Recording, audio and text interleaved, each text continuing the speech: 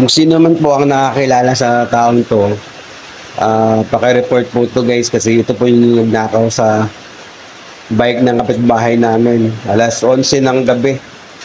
Ayan. Una dyan guys, may dala pa siyang bike, palingon-lingon sa paligid. Alas 11 po to ng gabi guys ha. Ayan.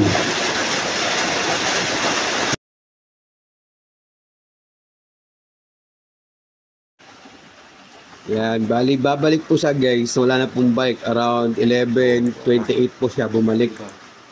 Bali dumaan siya 11:18 ng gabi. Yan, bumalik siya. Wala na yung bike. Tapos natakloban niya yung mukha niya, bagya. Kasi nalaman siguro niya na may CCTV. Yun, pinipuntiran yung bike niya guys sa gilid. May bike din sa gilid. Yan. Yan, tapos nagtago sa puno ng mangga. Yan.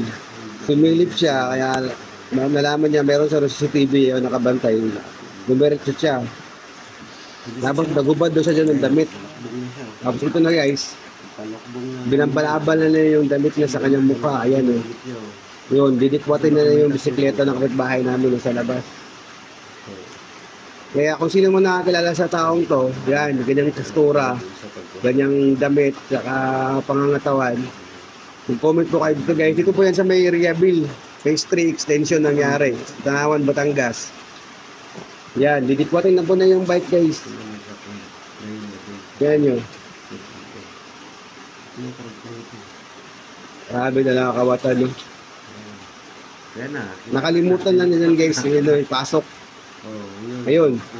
Sibat na. Ayun, ikupal. Wala na. Kaya kung sino man guys, comment lang kayo dito guys sa kung sino nakakilala ng taong yun. Bye-bye.